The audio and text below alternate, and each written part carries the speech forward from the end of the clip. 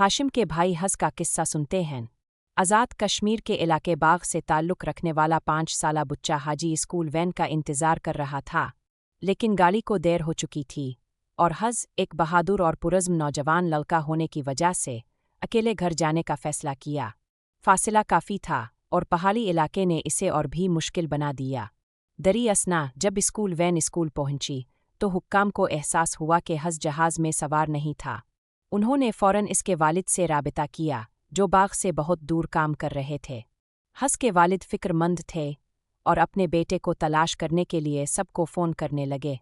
इसने हज़ की वालिदा, रिश्तेदारों और यहाँ तक कि पुलिस से भी मदद के लिए राबिता किया।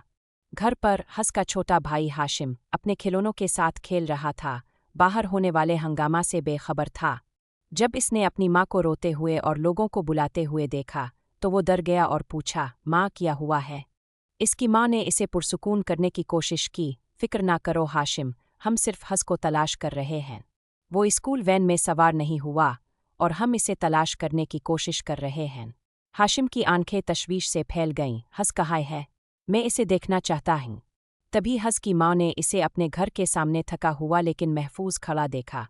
बहुत खुश होकर वो इसके पास पहुंची और इसे मजबूती से गले लगाया। इसके चेहरे से राहत के आंसू बह रहे थे।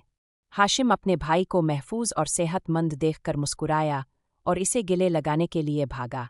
जब हज़ की वालिदा ने इससे पूछा कि इसने स्कूल वैन का इंतज़ार क्यों नहीं किया, तो हज़ ने सिर्फ इतना जवाब दिया, माँ मैं क्या कर सकता हूँ, वैन नहीं आई इसलिए मैं पैदल ही घर आया। हाशिम ने तारीफ और तशवीश के साथ हज़ की तरफ देखा। हज़ भाई अब घर तक पैदल चल रहे थे? ये अब तक है? हज़ ने हल्के से मुस्कुराते हुए कहा, हाशिम मुझे डर लग रहा था लेकिन मैं घर आना चाहता था। उनकी माँ ने उन दोनों को मजबूती से गले लगाया, शुक्रगुजार थे कि वो महफूज और सेहतमंद थे। इसे एहसास हुआ कि इसके छोटे लड़के बहादुर और खुद मुख्तार बनने के लिए बड़े हो रहे हैं, लेकिन वो ये भी जानती थी कि इसे उन्हें हिफाजत और ज़िम्मेदारी के बारे में सिखाना होगा। इस दिन से हज़ के वालिदैन ने हिफाजत की अहमियत और स्कूल वैन के इंतज़ार पर जोर देना यकीनी बनाया।